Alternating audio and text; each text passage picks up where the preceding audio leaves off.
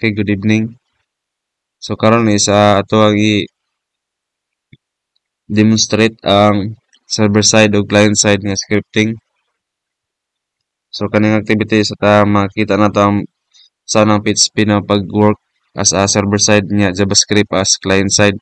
So before ta mag-proceed is ato asang i-set ang ato ang development environment. So pwede ta magamit og WAMP or SAMP. So sa tuwa is SAMP lang taron. So dapat makaon ang atong Apache. Kaya mo na responsible para sa pag-display sa atong PHP. Then next is MySQL. Then after na mag-imo ta og folder diri sa atong SAM nga folder htdocs. Since natay gimo diri ang server side lab, so diri ata diretso sa code. So kani is mo ni ang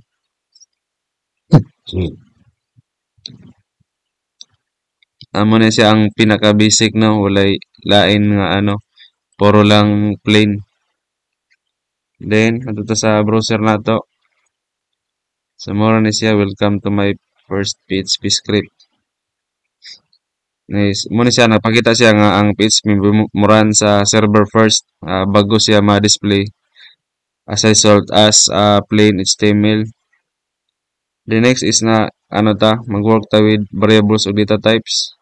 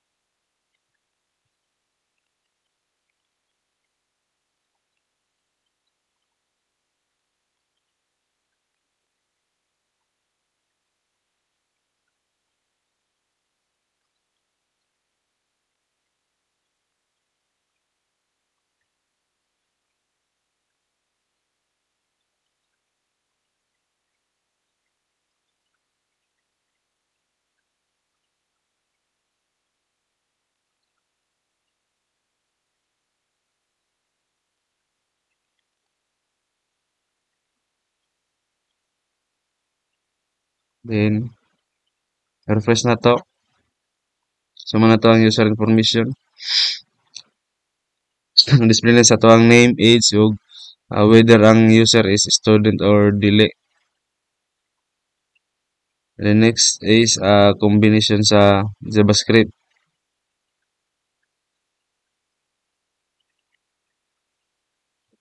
So since naanap taan ito na nang i-paste no kay medyo taas manggod. Sayang itong oras ani.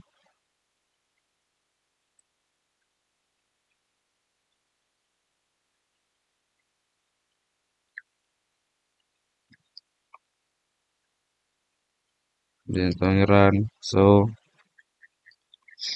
kani diri siya ang PHP nag-run first no, then nag-generate sa text nga naka-stored sa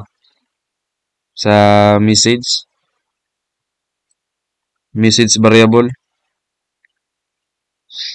Then ang JavaScript is may nag-receive na sa iyaha nga sa iyang value nga nag-display sa sulod sa iyahang element.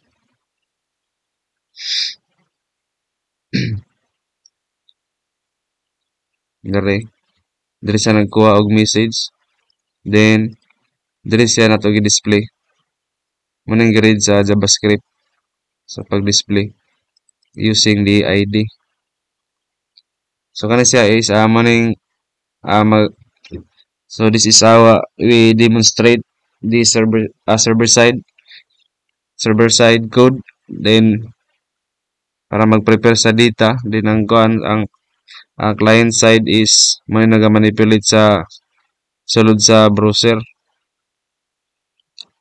So karon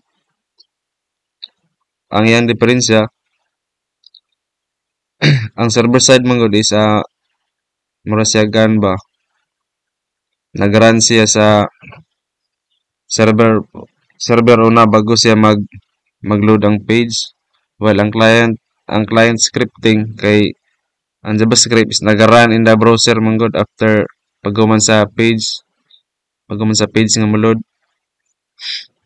So question number 2 ana is nganong why is PHP executed before JavaScript?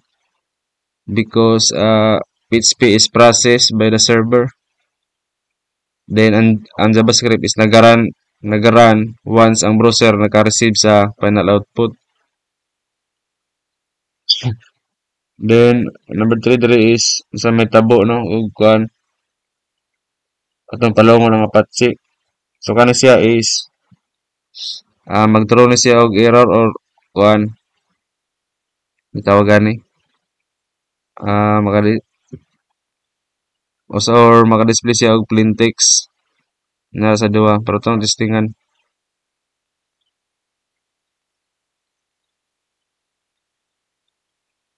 So murag mag-error mag-error siya. Design can't be reached. Dili siya ma-reach kaya ato manggipalong since kani man ang mag-connect sa browser og sa tuang code. Balik na siya. Then I think ito lang. Salamat.